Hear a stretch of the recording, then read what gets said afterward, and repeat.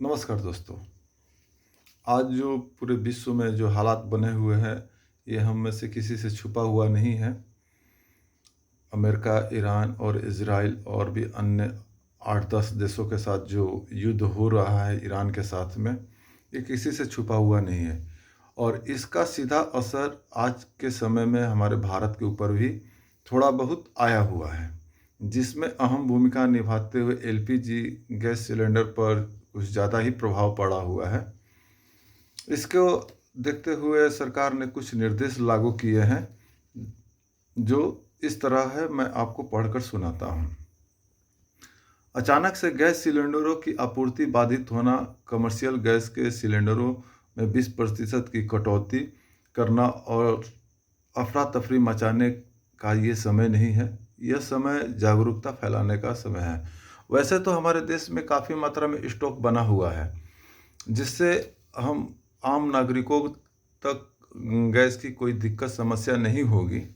लेकिन फिर भी सरकार ने कुछ नियम और शर्तें लागू किए हुए हैं एलपीजी गैस के ऊपर, जो इस प्रकार है।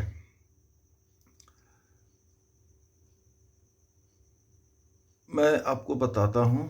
उन इस समय की परिस्थिति से निपटने के लिए सरकार ने आवश्यक वस्तुओं पर अधिनियम 1955 लागू कर दी है, ताकि बेहद ज़रूरी सामान जैसे अनाज, दवाएं, तेल, पेट्रोलियम तेल, चीनी, सब्जियां, दलहन और बाकी ज़रूरत की वस्तुएं की जमाखोरी और कालाबाजारी रोकी जा सके और आम जन को इनकी निर्बाध आपूर्ति सुनिश्चित हो सके। अधिनियम 1955 लागू होने और इसमें शामिल किसी भी वस्तु की कालाबाजारी या सीमा से अधिक मात्रा में जमाखोरी करते पाए जाने पर 3 महीने से 7 महीने तक के कैद का भी प्रावधान बना हुआ है। मिडिल ईस्ट के संकट को देखते हुए केंद्र सरकार ने गैस और बाकी जरूरी चीज़ों की जमाखोरी रोक के लिए देश भर में आवश्यक वस्तु अधिनियम 1955 लागू कर दिया है, जिसके कारण अब गैस को 4 कैटेगरी में बांटा गया है। पहली कैटेगरी है जिसमें घर की रसोई गैस पीएनजी और गाड़ियों में डालने वाली सीएनजी है। इन्हें पहले की तरह पूरी गैस मिलती रहेगी, बस बुकिंग संबंधित कुछ नियमों का पालन करना होगा। जैसे 2 सिलेंडरों की बुकिंग में 25 दिनों का गैप रखा जाएगा और दूसरी कैटेगरी में खाद और उर्वरक फैक्ट्रियों को करीब 70% गैस दी जाएगी। बस उन्हें यह साबित करना होगा कि गैस का इस्तेमाल खाद बनाने में हो रहा है। तीसरी कैटेगरी में नेशनल ग्रिड से जुड़ी चाय की फैक्ट्रियों और दूसरे बड़े उद्योगों को उनकी ज़रूरत की लगभग 80% गैस मिलेगी। चौथी कैटेगरी शहरों के गैस नेटवर्क से जुड़े छोटे कारखानों, होटल और रेस्टोरेंट को भी उनकी पूरी खपत के हिसाब से 70% गैस दी जाएगी। दुनिया की कुल पेट्रोलियम का 20 से 25% हिस्सा जो है वो हॉर्मुज से गुजरकर आता है, जिस पर ईरान ने अभी रोक लगाया हुआ है। सऊदी अरब, ईरान, इराक और कुवैत जैसे देश भी अपने निर्यात के लिए इसी पर निर्भर रहते हैं और भारत अपनी ज़रूरत का 50 से 70% हिस्सा जो है कच्चा तेल और 54% एलएनजी इसी रास्ते से मंगाता है। ईरान का लगभग निर्यात भी इसी रास्ते से जुड़ा हुआ है।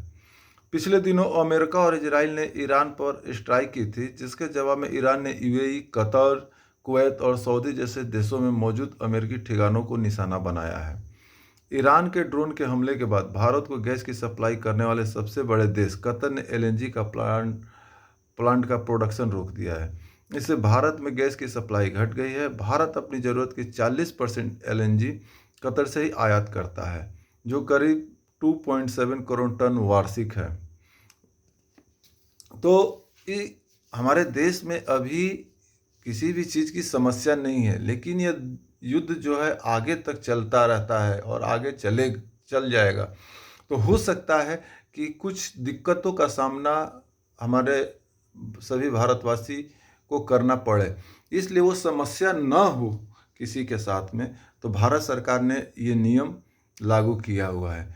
लेकिन इसमें घबराने की ज़रूरत नहीं है। हमारे देश में पर्याप्त मात्रा में पेट्रोल, डीजल और एलपीजी सिलेंडर है, जिससे जहाँ तक उम्मीद है कि ऐसा समस्या का सामना हमें नहीं करना पड़े। तो इसका नियम है कि पहले सिलेंडर लेने के पहले आप कृपया करके पहले अपनी बुकिंग करें। HPCL, BPCL और इंडियन ऑयल तीनों की अपने बुकिंग नंबर है, उस पर फ़ोन करके बुक करें।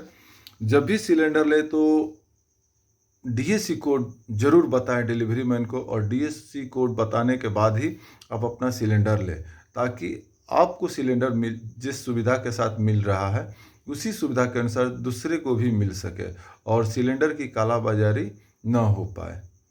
धन्यवाद। आपका दिन शुभ हो।